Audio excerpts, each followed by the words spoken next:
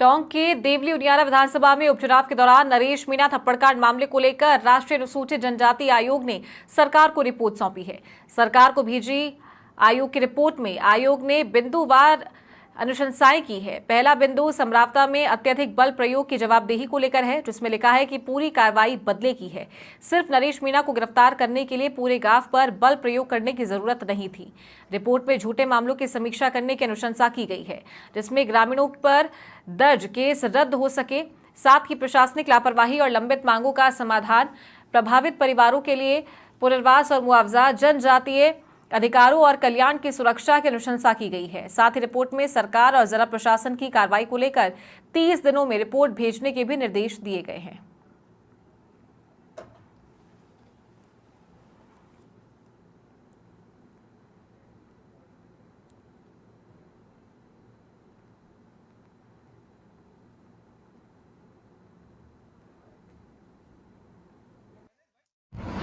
राजस्थान विधानसभा उपचुनाव के दौरान देवली उनियारा के ग्राम समरावता में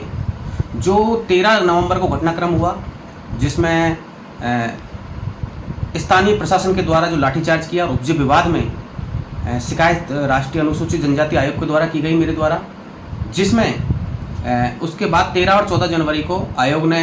मौका विजिट किया और मौका विजिट के बाद स्थलीय निरीक्षण के बाद जो रिपोर्ट तैयार करी है, अभी परसों की ये रिपोर्ट आयोग ने राज्य सरकार को भेजी है, जिसमें राजस्थान के डीजीपी को, राजस्थान के मुख्य सचिव को, एटी पेडनेकर साहब को, जनजाति आयोग के जो टीएडी के वो हैं चेयरमैन साहब हैं, उनको भेजी है। और ये सुनिश्चित किया गया कि 30 दिन के अंदर ये जो छह अनुशंसा की गई है आयोग के द्वारा राज्य सरकार को, उन अनुशंसाओं पर अमल किया जाए और उस अनुशंसा को अमल करने की रिपोर्ट आयोग को भेजी जाए। वहाँ पे तमाम उन लोगों के साथ में, जिनके साथ में जितने भी जो पीड़ित लोग थे,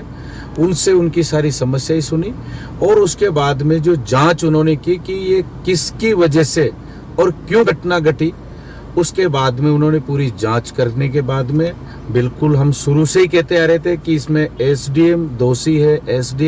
है, इसमें प्रशासन की कहीं ना कहीं लापरवाही रही है और वो सारी चीज़ें आप लोगों के सामने निकल के आ गई। अगर इस तरह की जांच हो जाए, मैं प्रशासन जो यहाँ का लोकल प्रशासन है, तो शायद कहीं किसी गांव में या किसी समरावता के अंदर इस तरह के अत्याचार नहीं हो।